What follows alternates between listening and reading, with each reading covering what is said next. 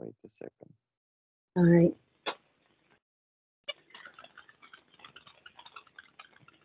So today we are bringing you part 2 of an interview with priestess of Tlaloc, Robin Lucas. And thank you, Robin, for being here. Today we will discuss reading of tarot and psychic abilities, essentially. Thank you for having me. I'm so excited. So can you introduce the topic, because you are much more experienced, than me. Yeah, we're going to talk about the tarot. We're going to talk about divination. We're going to talk about abilities. We're going to talk about everything. So, what's your first advice, essentially, to the people who want to start divination? What is your advice to them? Pick an easy system. The tarot is super easy. And there's lots of books and guides that can kind of help you learn the tarot. So I think that's really easy. The oracle books are easy with different cards like that. So I think card reading is super easy. In regards to other types of divination, I would say maybe water scrying or fire scrying would be easy too. Yeah. So essentially, what's the most important thing with divination, Is it, to receive visions or to interpret cards correctly? What do you think is more important? For me, it is definitely gaining information, because not every time I read the cards or do, some type of divination is for, like a prediction or something. Sometimes it's just to gain information. Like I work with the past life cards a lot. So that would be, information regarding where I am in my past life, or information that may help me where I'm at in my past life. You can, check on spell working, magical, workings of that nature. It doesn't have to always be like a prediction. Yeah. And so can you introduce how you started doing divination, a little bit of backstory, let's have chat. All right, let's chit chat. I just got this mail order catalog one day in the mail, and it was back in the day when we didn't have Amazon and we didn't have all these fancy websites. You actually had to, get a check or a money order, and you had to send it in the mail. So I ordered, a couple of witchcraft books, a couple of tarot card decks, and that's what I got started with. It came in the mail, and I was like, oh, I don't know if I'm going to be able to do it. But I just started laying them out, and I was laying them out for hours a day, practicing just over and over and over and over again. And that's really how I got started. After that, that was how I made my living for a long time. I taught the tarot cards in different adult schools where, different adults are going to learn things. I had a class in an adult school. I did parties, events, things like that. It just became part of my life. It's what I do.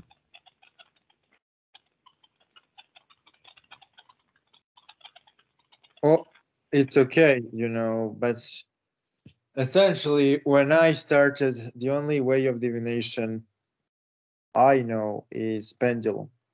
So essentially how I do divination, it's not kind of classical way. I usually ask the spirits. I call the spirits, I ask them, and I empty my mind. Absolutely. And I usually ask a really concrete, short question, which is really to the point. For example, when will certain cryptocurrency drop? Or do I have a romantical chance with person so and so? Or what I need to do to get the money? Something like that. And the important thing when you ask the spirits is to be concise. Because if you are not concise, spirits are extremely symbolic. They are extremely convoluted in the way they send messages. And, what you think, this is the most important question I have to ask you as a guest, because this is something which bothers me a lot. from where the information you receive in divination come from. Is it from spirits which are around you? Is it from the universe? Is it from demons? Is it from gods? From where it comes from? I think it comes from a lot of places. I think it's all about energy. Are you energetically connected to whatever spirit you're trying to speak to? And that's how you're getting your message. If you're not connected, how are you going to get a message? It's like making a phone call. If I try to call you, but I'm not connected, I'm not getting anything. You know what I mean? So I think the connection is actually like an energy force, but I think at times it comes from like your own mind.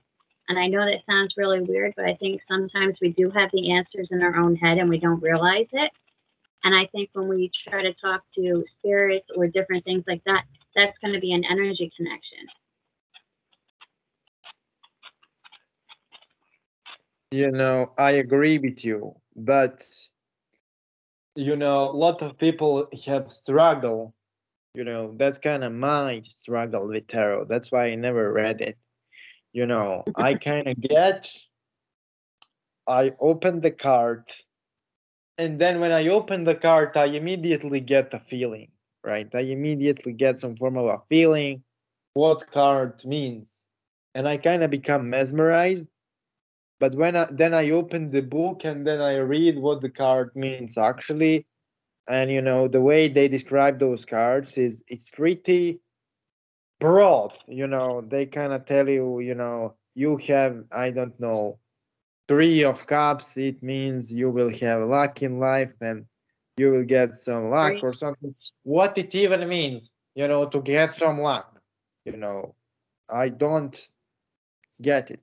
So, you know, to me, it's always fundamentally convoluted, like to read those instruction manuals on tarot. That's why I don't read tarot that much because it's like convoluted to me. Like I get the card and I feel something from the card, but you know it's convoluted to me when I read the manual.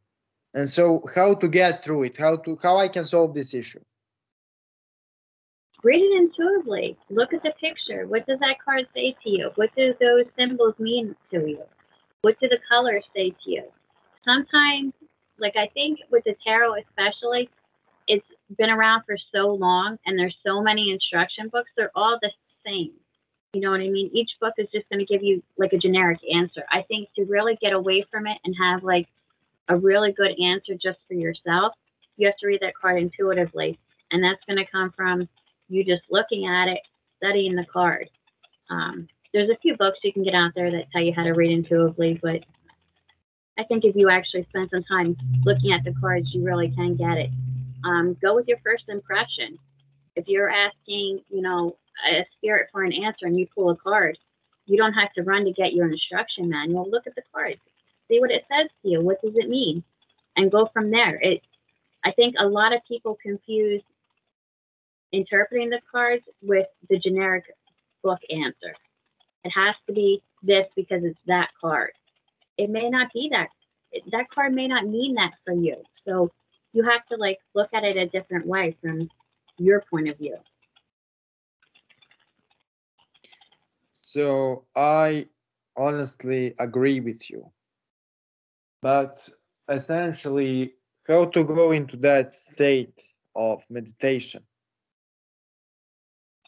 Because, like you know, whenever I read the cards, it's essentially for me a meditative experience.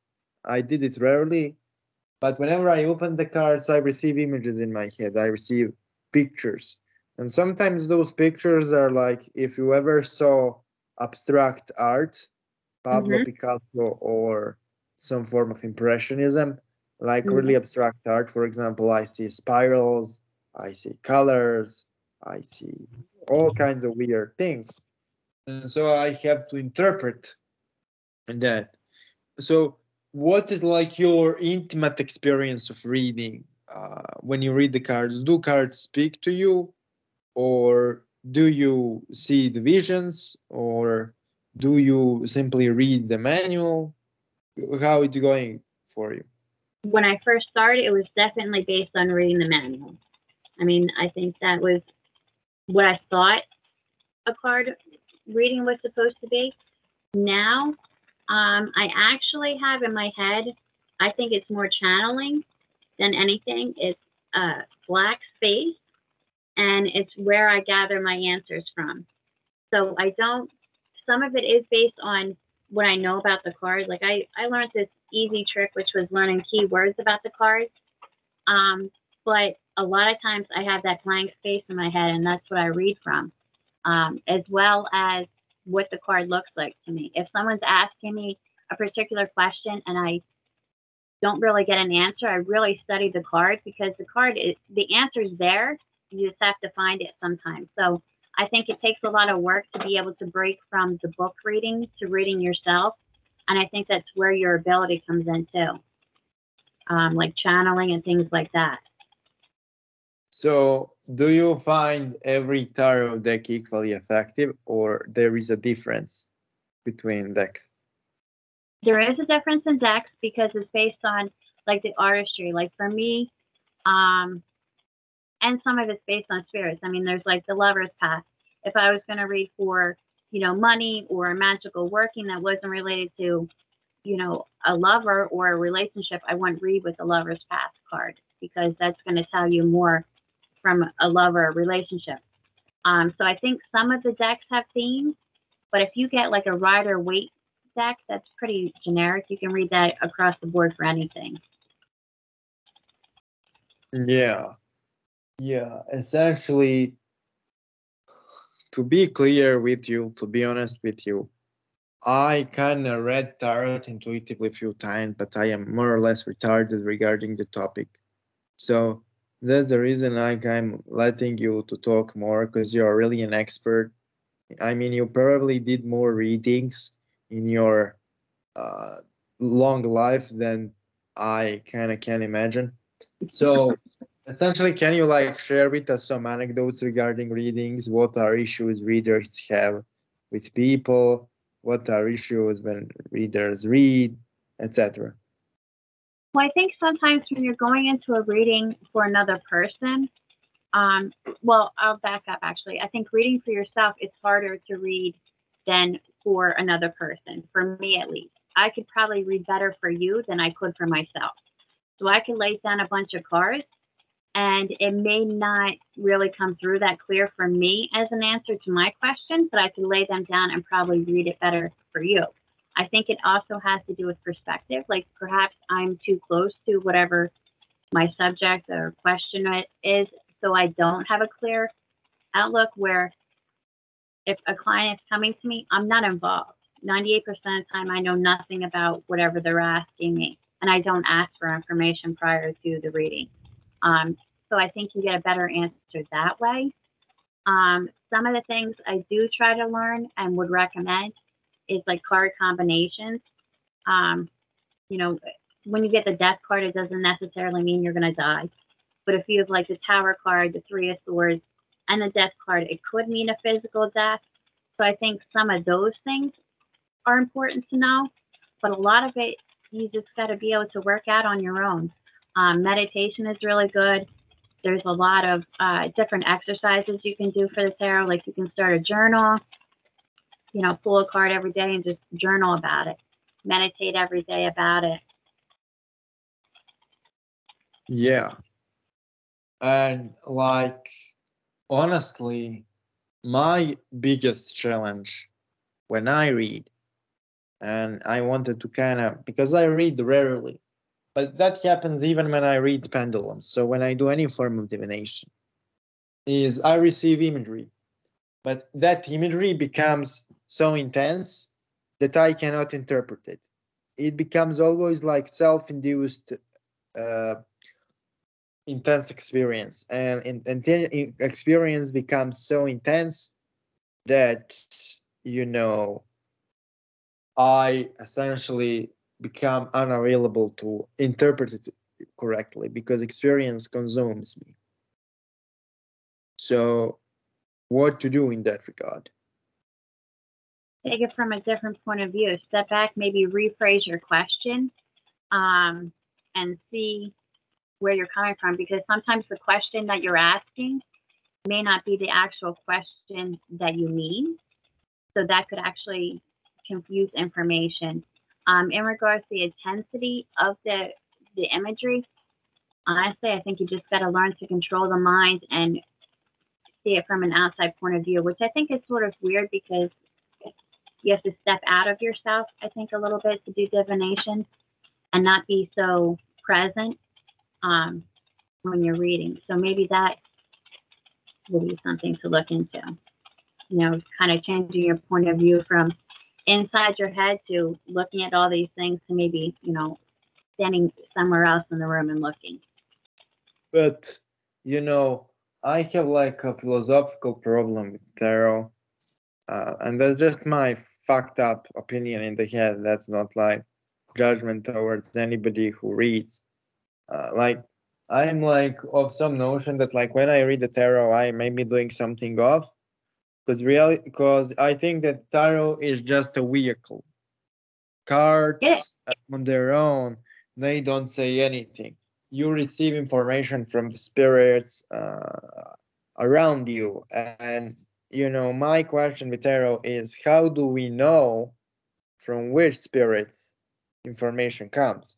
You know, you read cards and it could be anything. Well, you absolutely. can like, yeah, and essentially you can like solve this problem by calling spirit to help you in a reading, right? But Absolutely. then again, the problem with that is that you are giving to that person opinion of that spirit, right? So when Absolutely. person comes to you, they indirectly venerate that entity because they do the will and the bidding of the entity. So what if that person shouldn't follow the will and the bidding of the entity? Because that's kind of my problem with tarot. But then again, I don't mind because you know I told this to people many times, and people want to have tarot readings. People want to see the future or the past or the present, and if they don't care, why would I care more than them? You know, so this is more of a philosophical question. And you kind of have this question too, I see a lot, because you always point out I am the priestess of Tlaloc and I do readings, I do tarot readings. So you always point out, hey, when you are communicating with me, you are communicating with Tlaloc and you are getting his opinion. And Absolutely.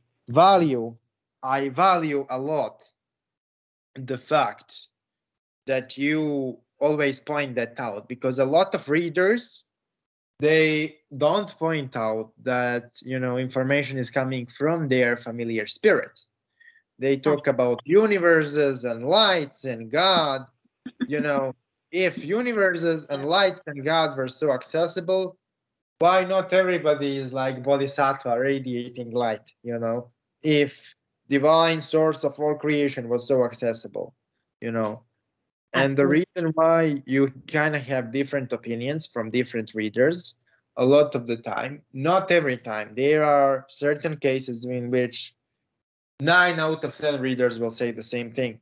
But there is like out of like 10 tarot readers, 7 will agree and then 3 will get things completely differently. And that's because, you know, those 3 maybe have different specific familiar spirits who are like more different than others. For example, you know, whenever I did reading, when I was in a heavy Lilith work, I was like, you need to vampirize that person. You need to strike him with the fury. You need to strike them down. You need to destroy them. You need to send a plague upon them. You need to rise above that. You need to accept yourself. Why? Because I was working with Lilith, and Lilith is vengeful, actually. But Yeah. for example, when I started working with Paimon, it was more of an intellectual reflection on what should be done because Paimon is really intellectual. And if you do Belial reading with Belial, then the reading is violent, then the reading is lawless, then the reading is let's anarchy be unleashed. So, you know, that's what I wanted to kind of point out. But how? So I am interested in Did you ever try to get the information from the source or from the universe instead of using Tlaloc as a medium? How to actually do that, getting information from the universe thing, actually? Because that's extremely difficult, but I know you are capable of doing it. So, how to do it? Well, there was a time when I was not the priestess of Talak, so I was not always with him. So I think definitely what you're saying depends on the spirit that you're working with and the deck. Because, like you were pointing out, there are like occult tarot, the demon tarot, which are going to give you the points of view from demons or gods or whatever. I think to get a universal point of view from just the universe, use a generic deck. But to actually get out of the tarot would be something, and just go with like the universe will be something like the pendulum, scrying, things like that, because you're not working with a particular spirit. You'll be working more with your abilities and connecting with energy out in the universe versus going through like we were talking about one in the spirit. So I think there is a difference in regards to the medium that you use, not just the spirit that you use as well. So, it's really, so to which a degree a deck can alter the message. I never kind of understand how much deck influences the message, because you seem to have an opinion and practical experience. The deck is some form of a tool, but it's also a living tool. It's like a consecrated statue. Absolutely. So, Yes. How that dynamic with the deck actually operates. I think it's energy connected, but I also think with the tarot in particular, it's based on the imagery, because the imagery of the tarot has been built up over thousands of years. So when you're working with the tarot in particular, you're working with years of built up symbolism and meanings and things behind those cards. And I think that definitely influences things as well. So that's interesting note. But are there any like exercises somebody can do to prepare for a tarot reading? Yeah, I would definitely practice with your deck on a daily basis. Get familiar with it. Do meditation. There's a lot of different meditations. Actually, I think when I first started, I did pick up a book that was just called Tarot Meditation. You can get familiar with different spreads, kind of figure out how you lay out your cards, what the card meaning, the placement of the card is also going to be important to the reading, as well as what the card actually means. If you're doing like a general just pull a card, the placement doesn't matter. But if you're talking about like a detailed question, the placement of the card can give details of the situation. So I think you have to be familiar with that as well. But I would definitely say journaling. You can do dream work with the tarot. This one time when I first was learning tarot, and I don't recommend this at all, I actually did the shrooms, and I met my tarot deck when I was tripping out. So that was, I think, how I connected to them. And a lot of what they told me is things I still carry with me into my readings. So I think when you work with different altered states of mind, it can affect it as well. So, I mean, that's something else to kind of think about too.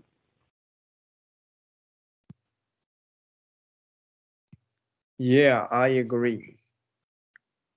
But what you mean when you say that you saw your tarot cards on a psychedelic journey?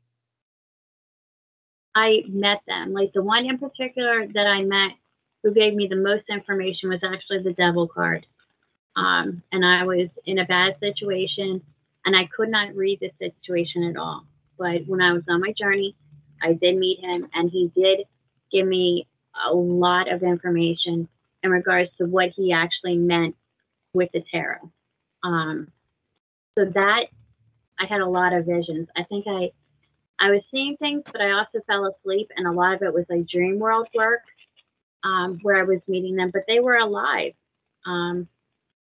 They were walking around, they were talking, they were telling me things, they were showing me things. So I think that definitely affected how I personally connected with them and how I read with them. So, can you give one example of a ritual involving tarot? You know, how to use tarot in ritual? Oh yeah, when you are like, you have to know what each card means. Like, for example, I'm just going to use money because money is pretty basic. You could use the pentacles and you could set up a layout of the cards that you want to happen. So let's say you want a new financial beginning. So you could use the Ace of Pentacles. You could use the Six of Pentacles.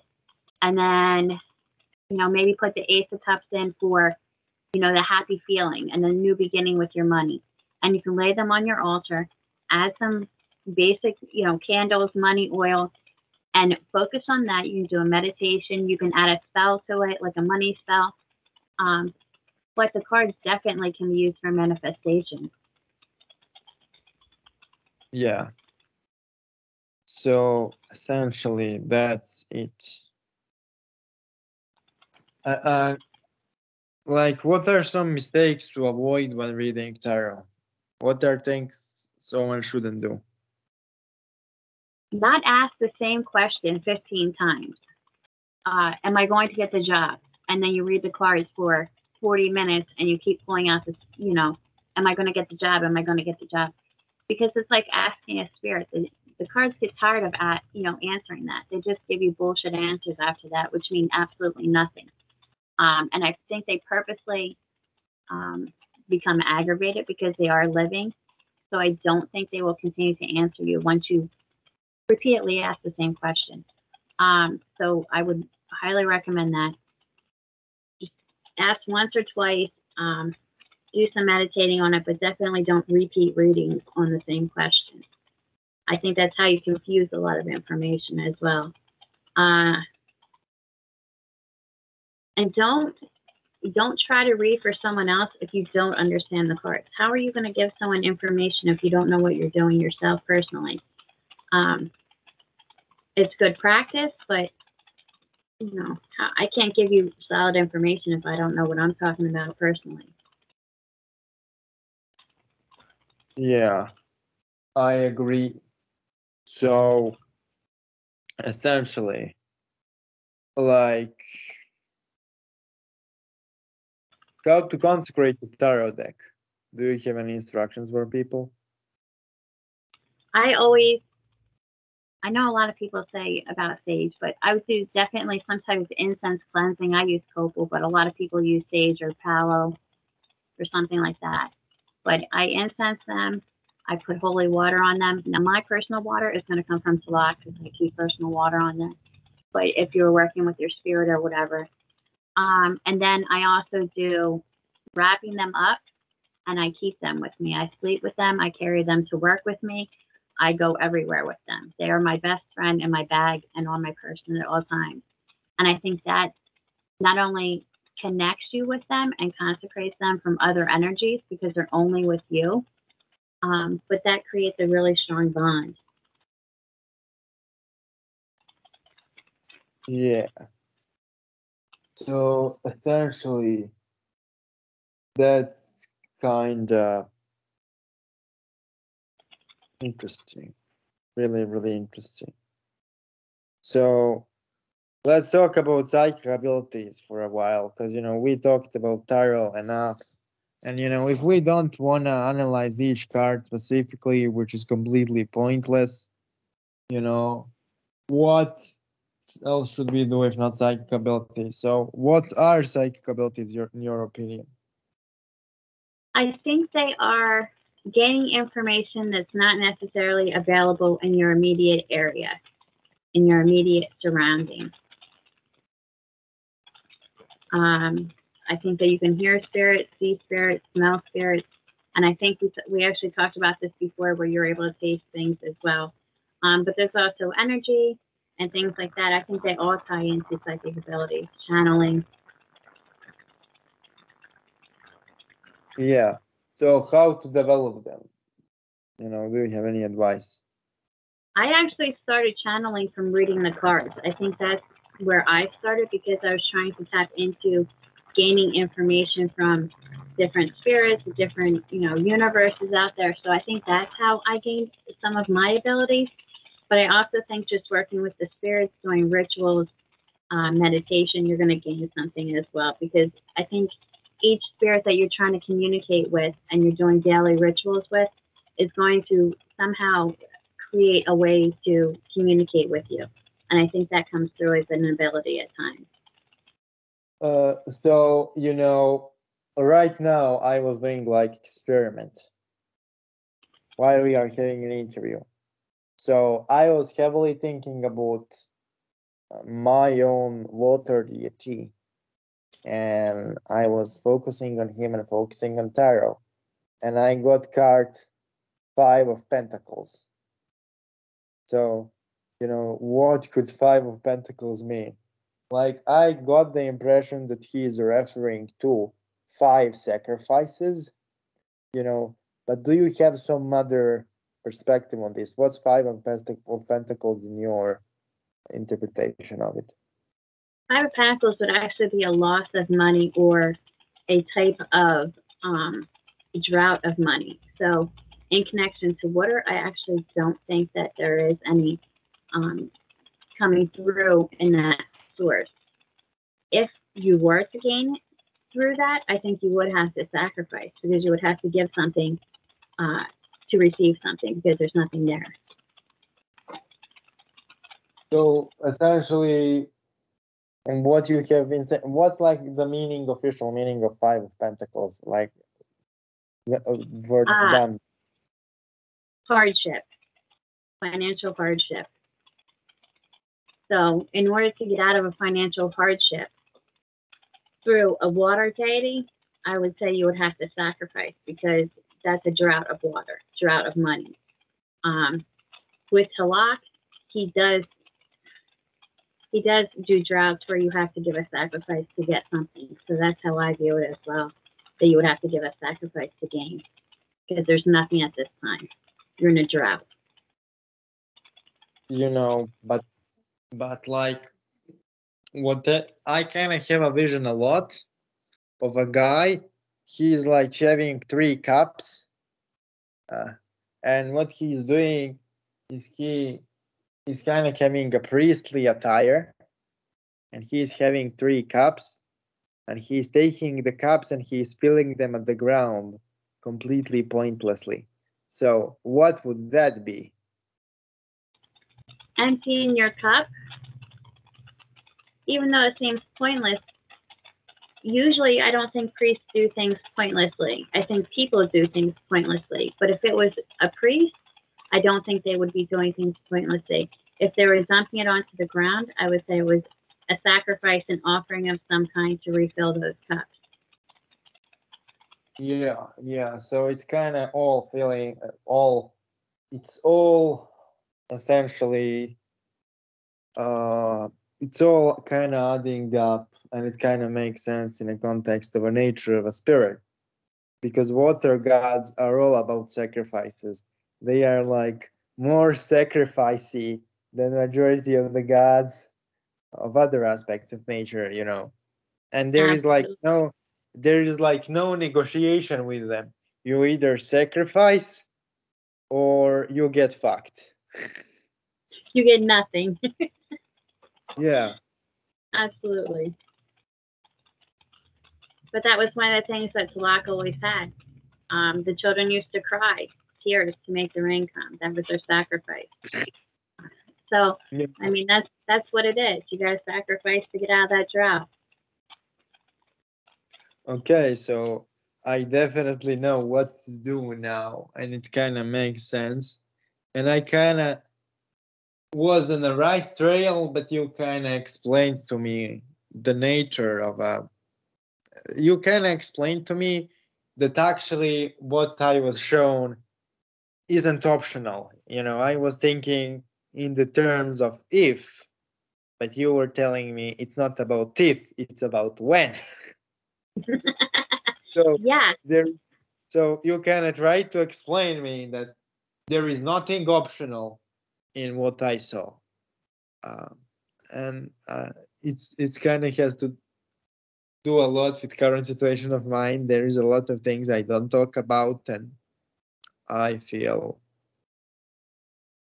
I feel, I feel that you are like fucking right, and yeah, maybe we should talk about this some maybe when I end the interview for the public sphere. But fundamentally, you are right, and I wanted you for us to do kind of tarot reading for the audience, but we kind of already did it in a way. You know, maybe I don't know if you want to pull your tarot cards now to do some like shit for the audience, we can do it. But if you don't have time to do this, don't do this, you know, because that's kind of my mistake because I didn't told you anything. So I fucked up. So yeah. Well, if you want to hold on, I might have a deck here. I'm not sure if I have a deck in this room, but if I do, I'll do one. All right. Let me go Yeah, check yeah. one spot. We can like we can like wait, this is like a chit chat. This is not serious. So I was gonna say I have a deck, I think, right over there, but I'm not in my usual place. Yeah, yeah. So you can like go and pick it up. It's like no problem.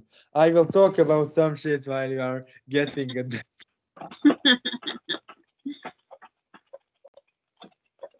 All right, so I'm gonna go get my deck. Okay. Yeah, yeah. Cool. So essentially, guys, while Robin is getting her deck, I need to tell you a story.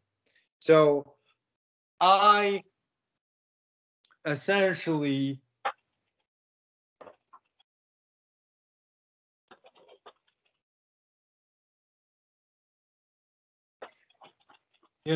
perform the offering of sacrifice to the water spirits. And it was one of the most intense experiences in my magical life. So I picked up an old bread from my house. So old dry bread, all of the old dry bread I had. And I literally went to the sea. I ritually called the water spirits until they came, and then I threw the dry bread into the sea.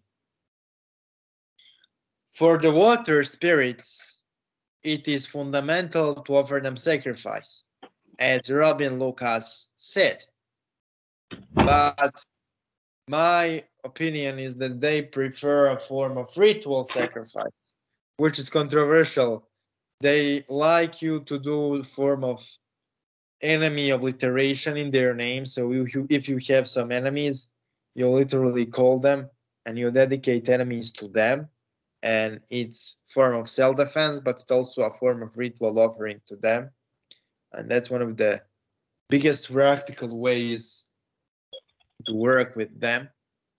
Essentially, they are also really good for healing. So they will heal you, but they will always ask something in return. They will ask for sacrifices, they will ask for things done, they will ask for favors. Water spirits seem to be more demanding, but also more effective than majority of other elementals. That's my stance.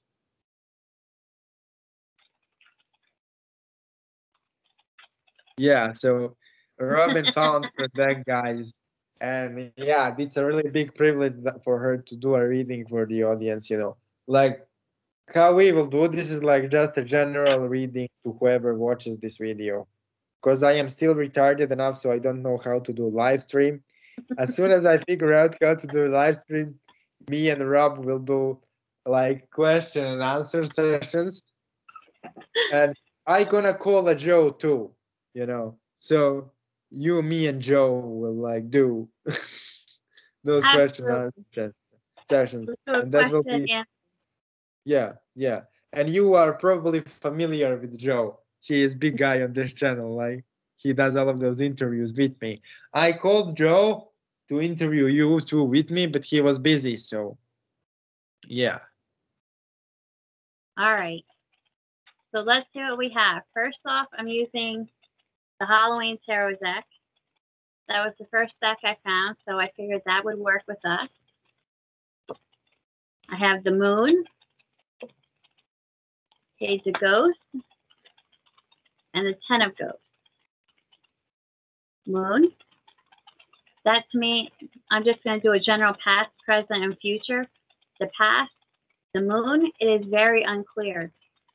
Things are illusionary. They're not very, when the moon is out and it's dark, you can't see always what you're really looking at. It looks different. Also on here is the wolf, the werewolf. So the moon can cause transformations. To me, transformation of sight, because you're not looking at things in daylight, you are looking at things from a different point of view in the night. So you are transforming the way that you view things from the sun to the moon. Presently, Page of Ghosts, I would translate that into being messages from a spirit. So it shows a little boy with his little cat, and he's got a little fish in a cup, and he's got some ghosts around him, and the moon is out. So different things may try to communicate with you, and they're going to be coming from different spirits, but they're all trying to carry the same message to you. Ten of Ghosts, you're actually picking which spirit you want to speak to and how you want to speak to them. They may come through in a happy way. They can come through in a sad way. They can come through in an angry way. But you can pick which spirit you speak to and how you get the message. If you choose to. If you're not open to it, you're not going to get anything. Yeah. So it's like more like a general advice for psychic development, I think, for everybody. And this is pretty in line with like a theme of the video. So guys, this was like a map for you who wanna develop psychic abilities. Because when you start developing psychic abilities, you kind of get a lot of those psychic phone calls from all kinds of different spirits, and all of them want to work with aspiring magicians, essentially, to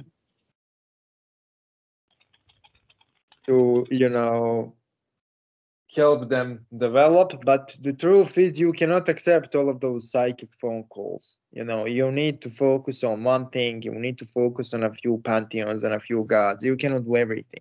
So this is actually a pretty good advice, and it's kind of like a really good depiction of uh, psychic development, because in the beginning you are kind of getting those visions. Everything is convoluted. You kind of can have a psychotic breakdown. You don't know what's happening, and then you can start getting clear spirit communication. But after you get clear communication for a while, spirits will start to approach you, and you will get all of those psychic phone calls. So you need to decide. Absolutely. And I think too, like what you were saying about the insanity and psychic break, I don't think people realize how important it is to watch your mental health. I mean, even though it's divination, you're just talking about reading some cards, they can all create definitely a madness in your mind that can affect you in a negative way. Yeah. So essentially, what's your advice to prevent that madness? Because you are definitely much more mentally stable than I am, so you are much more competent to give that advice. It takes a lot of hard work to keep my mental stability, and that's very, very serious. I take a lot of time to take care of my mental stability. Sometimes you do have to take a break. You have to walk away.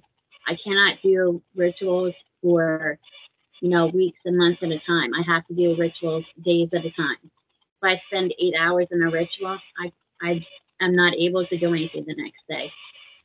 Usually at night, I'm filled with different dreams, symbols, different things like that, and I don't sleep. So a lot of it is very, very much taking the time for yourself. Sometimes you have to step back. Yeah. So essentially, that's kind of really good advice, people. So understand that any form of spiritual work is mentally draining. It doesn't matter with what you are working with. So I started working with the angels, And when motherfucker works with the angels, you feel extreme euphoria. You feel bliss. You feel power. You feel wisdom. But that experience is shocking for the mind. It is shocking for the psyche. So working with any form of spirit is extremely dangerous, and it shouldn't be approached lightly. And you know, can you like share maybe possibly some horror stories of people you knew who went insane or something, if you know somebody? Because like if you don't, that's okay. There are several that have gone insane. I think a lot of them just completely lose touch with reality. They think they're in some state of high paranoia where they feel everyone is out to get them, everyone's, doing magic against them, everyone's gossiping about them. Whether it's true or not, which 98% of the time I do not feel it is. I feel in their mind, like let's say me and you get off the phone here and then I start thinking, oh, he's like making fun of me or he's talking shit about me somewhere. That's how that insanity starts. It could be nothing, but it could be something, and it just is like a little seed in there that grows so big and they can't get out of it. I think sometimes too they believe false visions, so they go on false paths, which I think is actually a real spirit called a spiritual imposter that does that. That purposely gets into your mind and like fucks with you to the point that you do lose your path and you see different things that are not true. So I think a lot of that stuff has to be nipped in the bud.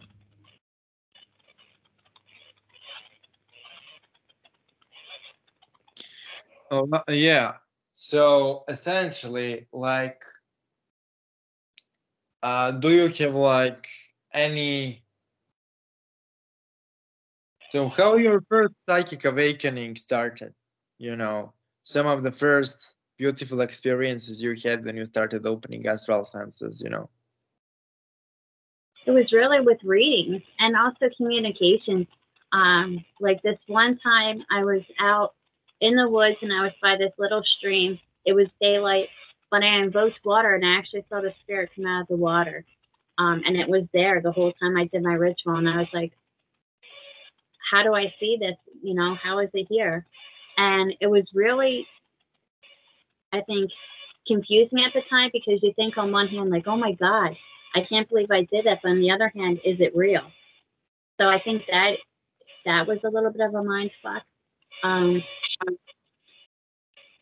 What else happened to me? I've seen fire. So yeah, it's like interesting. It's really interesting to essentially. Are you there? Yes, I'm here. Can you hear me? Yeah, I can hear you. By the way, I just can't see you. But Oh, it's I'm still on. I can see you. yeah. Fuck my. I I think it will like go. It will go fine. So essentially, like, is there like a different experience if you use the reading using different elements? Because we are talking about mostly using water spirits for readings. Like, is there any difference if you use fire spirits or earth spirits or air spirits? I have the water. The water spirits. I think I have the most profound experience with. Seeing him rise out of the water and stuff. When I worked with fire, this one time I was on vacation. I was deep in the woods. We had this big fire going. I was doing a ritual, and I saw the spirit of the fire come out, hit the ground, and go into the person's eyes. And I actually have a picture of that, of it coming out and coming down and going into their eyes. So I think that is way different because I think fire has more of an ability to burn itself onto you, where I think water is a little bit different in affecting you. In regards to air, mostly when I've worked with air, it's been with like calling wind, summoning the winds, dismissing the winds, things like that. And I'm an air sign, so I think some of it has to do with my zodiac sign, because I'm a Gemini, so I think I have a natural affinity for air. But I think they all come through in a different way. I just feel that fire is a little more potent on your soul, on your body, and your spirit versus the rest of them. Yeah, so essentially, do you think that certain times of a day and night or certain astrological hours help in divination? Um, I don't believe so much in days or hours, but I do believe in events, such as like a solar eclipse or things like that. But that is also coming from where I'm working with the aspects and block versus working with the angels, which I think are invoked on different days and hours and things like that. So I think it could also be based on your experience. Like it might be harder for you to work during like a solar eclipse or a lunar eclipse when you're used to invoking by a day or an hour or working with divination in a certain time period. Yeah, yeah. And this is like really intense, guys. You know, this is like a full packed interview, a lot of information here on all kinds of stuff. So thank you, Robin, for being our guest on the show. And I really appreciate you being there. And we will probably call you in the future. You know, it's pretty pleasant experience to talk to you, and it's pretty amazing. So thank you guys for watching. Thank you guys for following the channel, and talk to you soon.